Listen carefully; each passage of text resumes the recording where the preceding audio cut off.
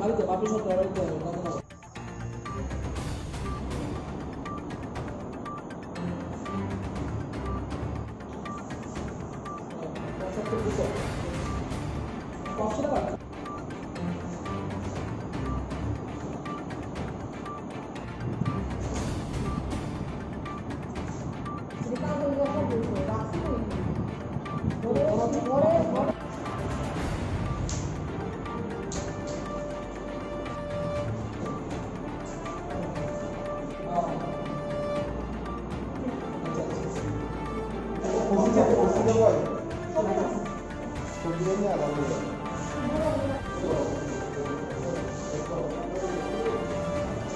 Secret ইনফরমেশনের বেসিসে আমরা নন্দননগর সেনপাড়া এলাকায় একটা রেড চালাই বাপি সরকারের বাড়িতে।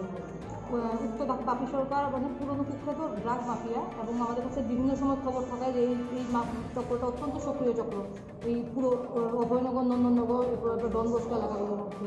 তো অ্যাকর্ডিংলি আমরা বাপি সরকারের বাড়িতে রেড করি এবং তার বাড়ি থেকে আমরা 75 বছর সেসকাপ কফ সিরাপ, 2টো ব্রাউন সুগারের পাউচ রিকভার করতে সক্ষম হই। একই সাথে তার সাথে জড়িত থাকা 7 জন ছেলেকেও আমরা আজকে অ্যারেস্ট করি।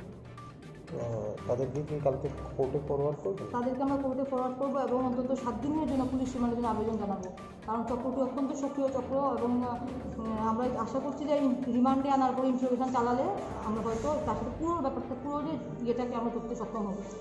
বাজার মূল্য হচ্ছে অ্যারাউন্ড 10 লক্ষাধিক টাকা। এইরকম অভিযান মানে আগামী থেকে আপনারা জারি রাখবেন? হ্যাঁ, আমরা সবসময় করছি এবং আগামী দিনও জারি থাকবে। আজকে কটার সময় এই রেটটা করেছিল? 8:30 পৌনে 9টা টাকা আজকে সন্ধ্যের সময় আমরা এই রেটটা করেছি। তাহলে বিক্রি করে এরকম কোনো কিছু মানে বলেছে আপনাদেরকে পড়ানো কিছু বলেছে?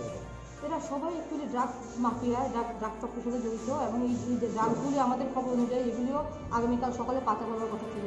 আমাদের কাছে 3 পয়েন্ট ইনফরমেশন ছিল, আমরা অ্যাকর্ডিংলি আমরা রেড করে আমরা আজকে সফলতা পেয়েছি।